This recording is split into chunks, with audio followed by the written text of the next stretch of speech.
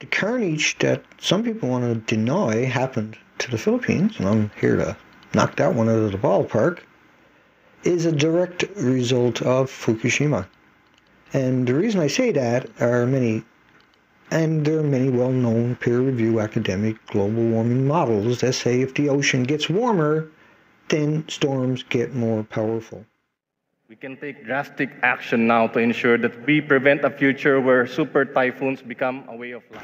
So believe me, when the Times saying lethal threat from Fukushima's highly radioactive water flown into the Pacific is real.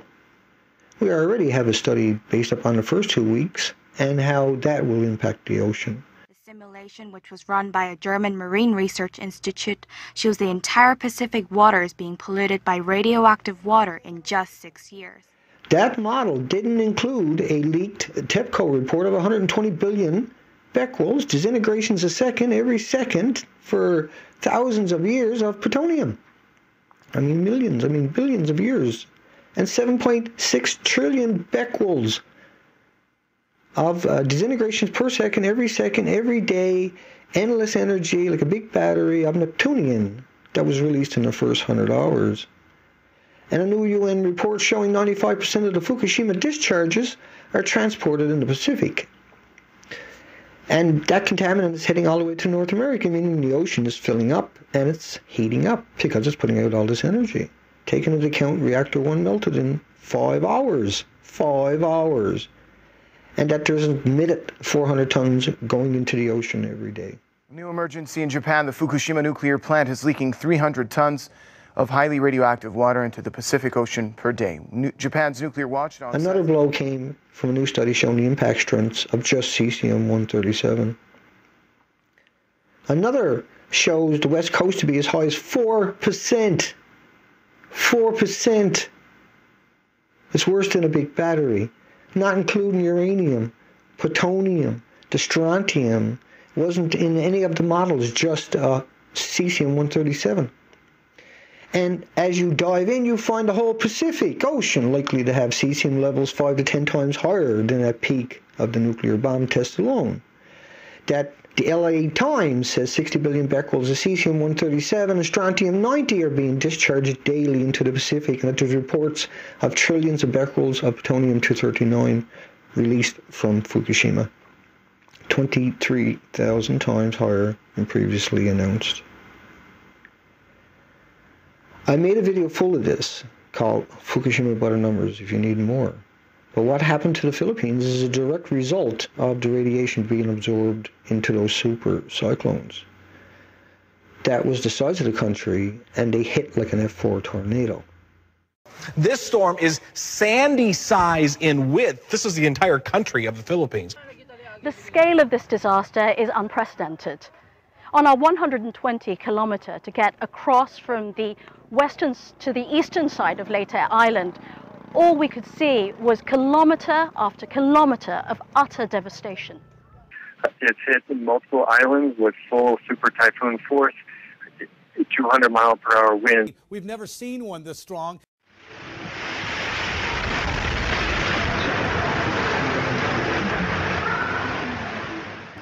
Just give us an idea of these worst affected places. Destroyed homes, flattened for miles, water seemingly wiped away everything in its path. Haiyan crossed over 44 provinces, and as you mentioned earlier, it's over a 300-kilometer path that took right through the Visayan regions. So why we think about Tacloban being hit, I mean, I can also say I have teams over in Coron, the western side, and they saw similar level of damage. It's a journey into the tapestry of personal tragedies of millions of Filipinos. We know there's almost 15 million people that have been affected by this storm. Village after village has been decimated.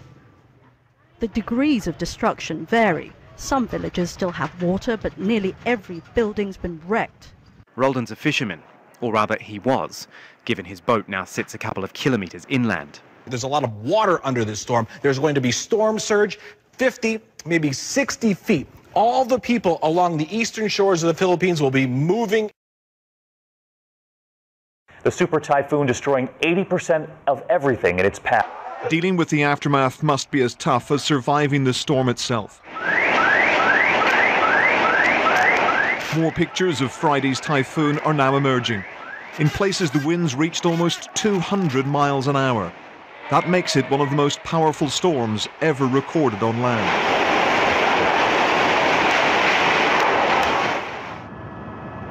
It flattened flimsy homes as well as sturdier buildings. Many people would have been killed by collapsing walls or flying debris. What to do with the dead is one problem, but how to help the living is more urgent. No food, no power, no shelter. Several million people desperately in need of help. I can't think. I don't know what to do. Right now, all we can do is survive the day, but I don't know what will happen tomorrow or the day after that, or if we can continue to survive. Up to 4 million Filipinos have been left homeless. If you have storms like this becoming more and more frequent, we might as well vacate and look for a much better place on this earth, because certainly there won't be any future to look forward to.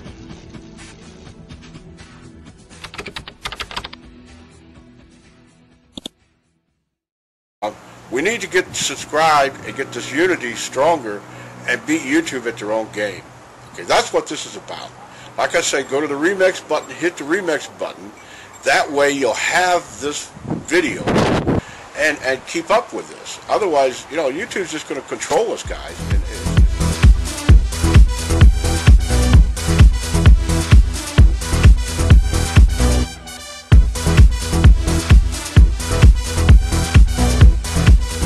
America's Evil Genius back with you once again, and my goodness, did President Obama find himself in the midst of a birth control controversy last week, of all things. I don't know that he really thought that this would be tremendously controversial, but ooh, was it. As Obama launched an edict or had a plan to force Catholic hospitals to pay for birth control for their employees. And as a lot of us know, the Catholic faith is not real big on birth control, not something they're in favor of, so you can see the conflict. And for all week, there's a big discussion over can a government force a religion to do something that is against their own teachings. And Obama later in the week came out with what he called a compromise, and what those who are behind him consider a compromise, in that he's no longer going to force the Catholic Church to pay for these birth controls for their employees. No, they're not going to have to do that. Instead, he's going to make the insurance companies do it.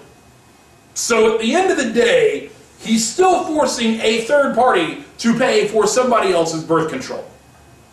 Eek! Now, throughout this week, as different Democratic pundits and assorted feminists and talking heads and whatever have come out on TV discussing this hot button issue, it has been amazing to me the tact that they have taken when discussing the right's opposition to this, the Republicans' opposition to this, the conservatives' opposition to this, and this is surprising even to me. I'm used to hearing Democrats stretch the truth. I'm used to hearing liberals stretch the truth, but dadgum, their reactions to us this week in our opposition to this have been nothing short of flat-out lies. I mean, every time you turn around, there's some Democratic talking head on television talking about how, oh, the Republicans are against birth control. Oh, they want to end all birth control. Or, oh, the Republicans are against women's health. God help us all. The Republicans, the right, are against women's health. Now, come on. That's bad even for you. That's over the line even for you guys. So the Republicans are against birth control, huh? I would like somebody to point out to me, I would like somebody to show me, where in the midst of this debate any Republican has publicly stated that they are in favor of outlawing birth control of any type. I've not heard that anywhere. I must have missed that one. I don't remember anyone coming out on the steps of Congress in front of a microphone and saying, my fellow Americans, we must end all birth control. Sorry, I didn't hear that soundbite. Didn't hear that. So the Democratic cries of Republicans want to end birth control is absolute hogwash. Now, are there possibly some individual Republicans somewhere who feel that way? Probably, might be, and I don't necessarily castigate them for it. They have every right to that opinion. Seems to me to be a logical political position to take. you know, whether you agree with it or not, but in terms of the large-scale group, in terms of the large-scale Republican caucus or conservative caucus coming out strictly in favor of banning birth control, it hasn't happened. So you're giving us, you and the left are giving us a little bit more credit for that than we might deserve. We've never really taken that position. Likewise, are Republicans against women's health? No, not at all. What you're seeing in that argument is something that the left has done for several decades now, where they look upon childbearing and they look upon childbirth as just kind of sort of a random medical act, like waking up in the morning with the sniffles or accidentally tripping down the stairs and breaking your leg. You know, it's like, oh, I just woke up one morning and I was pregnant. Well, I don't know about y'all. It's been quite a while since I had that whole birds and bees discussion with the parents, but by my recollection, childbirth doesn't accidentally happen. There's kind of a particular activity that you have to be involved in order to facilitate that. I won't go any further, but point being, this isn't just some random health issue that suddenly pops up. But yet, the Democrats would like everybody to believe that, oh, well, just anybody can get pregnant at any time, taking the concept of the idea of sex totally out of it. That they just assume people are randomly having sex. Maybe they're randomly having sex, but the rest of America isn't. We have other things to do. And thinking that, well, people can just randomly get pregnant. Oh, come on, that's horse hockey. Now, calling birth control a preventative part of women's health is about as asinine as calling detox a significant part of preventative health for the American people. You would never do that. I mean, there are some Americans who are addicted to drugs, addicted to alcohol or whatever, but it would be asinine to say, hey, you know, we need to have some other group pay for all of the detox for everybody else who needs it, or even everybody else who just wants it. Hey, you want some detox? Go have it. Have it on the insurance companies, or have it on the Catholic Church, or have it on your employer or somebody. That would be ludicrous.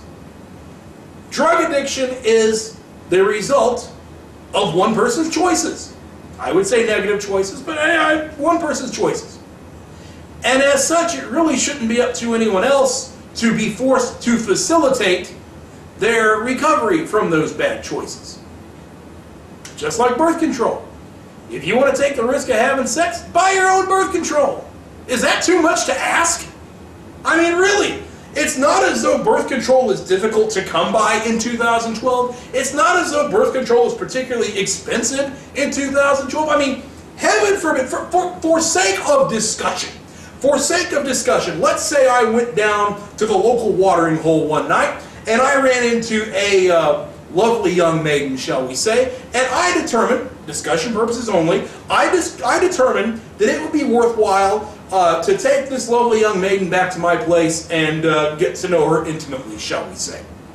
Now, between the local watering hole and my house would be any number of places that I could stop and obtain the proper birth control, if you will. And it wouldn't be all that expensive to do so.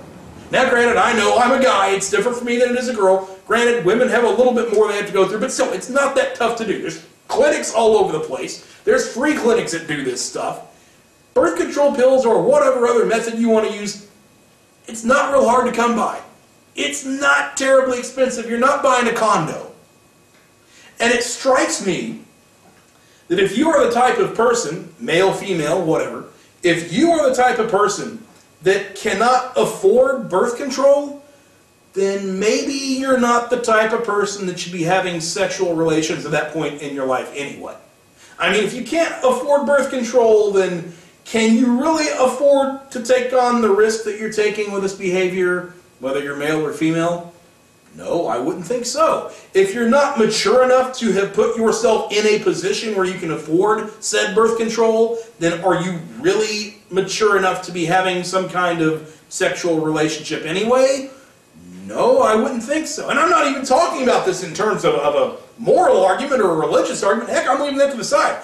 I'm saying just in terms of being able to take care of yourself, if you can't take care of the potential risk that comes along with a sexual relationship, maybe you shouldn't be having sex. I'm just saying. Is that controversial? Is that idea that out of the mainstream right now? Geez, I hope not. Now, in spite of all this, in spite of what should be a common sense argument against Obama's original plan and his so-called compromise, every day we still see feminists on television talking about how there is a need for free birth control to be provided for women. It's a woman's right to birth control. I don't recall reading that in the Constitution, but okay, they're saying there's a woman's right to it. They're saying that somebody somewhere, be it the government or an employer or insurance company or the Catholic Church or whoever, somebody somewhere should pay for their birth control. Now let me get this straight. Let me make sure that I'm understanding their argument here. They are telling me that they are going to be going out there and having sex. May not like that, but okay, they're going to do it. They're telling me that they're going to go out there and have sex, and that somebody somewhere should be remunerating them for that act. Somebody somewhere should be giving them something, in this case their birth control, giving them something that they would not have otherwise because they're out there having sex. Correct me if I'm wrong, but by definition, doesn't that make you a whore? Yeah, I'm pretty sure, by definition, having sex and getting something in remuneration for it is pretty much making you a whore. Or Kim Kardashian. But probably a whore. Now, I know a lot of you women out there are listening to this and jumping up and down and screaming and throwing stuff at your computer monitor and whatever else. Let me be clear. Those of you ladies out there who are out there working for a living and you're using your money to purchase your birth control of whatever method, or you're in a relationship and you guys pooling your resources together, you're spending your money on whatever birth control you use, I'm not talking about you. I'm not calling you a whore. Whether I agree or disagree with what you're doing personally, in a political sense, I couldn't care less. Whatever. Who I am specifically talking to here are the women out there who think that somebody else in society should be footing the bill for your birth control. You get to have the fun and somebody else has to pay for it. I'm sorry, that makes you a whore. Now, if we understand that these so-called ladies, I'm using that term very loosely, that these ladies who are wanting someone else to pay for their birth control and therefore are whores, assuming that we accept that, what would it then say about the person who is, shall we say, facilitating the payment to these ladies? The person who is facilitating the birth control to be, or the money for the birth control to be taken from one entity, be it an insurance company, Catholic Church, whatever, facilitating the transfer of these resources from one group of people to these whores. What would we call that person? President Obama, for example. What would we call a person who facilitated that transaction from one party to the whore for her sexual activity? I believe, by the last dictionary I saw, that we would refer to that as a pimp. Which then means that, at least in this case, President Barack Obama is a pimp. Pimp, pay the hose! Oh boy. Oh boy. I mean, I know that the 2008 presidential campaign slogan was hope and change. I wonder if 2012's campaign slogan is going to be keeping the pimp hand strong. Oh my goodness. I think back to an old Ice Cube song to kind of borrow a line from that. I saw the lights on the Goodyear blimp and it said, Obama's a pimp. Please, someone Photoshop that for me. I'm begging someone to do a Photoshop of the Goodyear blimp with that in writing underneath it, Obama's a pimp. That will positively go viral, I'm telling you.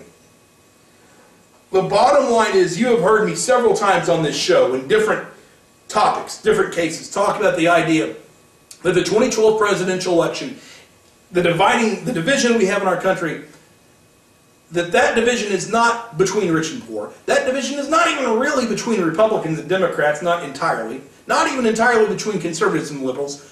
Really, the division in our nation right now is between producers and parasites. You've heard me use that term a lot. Producers versus parasites. And in my mind, this last week, whether Obama is expecting the Catholic Church to pay for birth control, or expecting insurance companies to pay for birth control, or expecting somebody somewhere to pay for birth control, surprised he hasn't asked the 1% to pay for the birth control yet. I probably shouldn't give him any ideas. Nevertheless, this whole idea that he's launching is, to me, one of the most egregious cases of appealing directly to the parasites and trying to victimize the producers, just like he's done on practically every other topic during his administration. He's telling the parasites, go have all the illicit sex you want, I'll get the producers to pay for it. So that's what this is about now. That's all you got left. That's all the Democrats have left. They can't run on the economy. They can't run on the hopey-changey, feel-good stuff. They can't run on the rainbows and unicorns of last time. They have to run on, you can have all the sex you want and I'll make someone else pay for it. That's really all you got left, huh? My God, are you people desperate. But, who do you want in the White House? A pimp who's going to ruin the economy? Or someone who's going to get this nation back on track? I think you know what the answer is. This is America's Evil Genius. I ain't got no love for hoes. And we'll see you next week.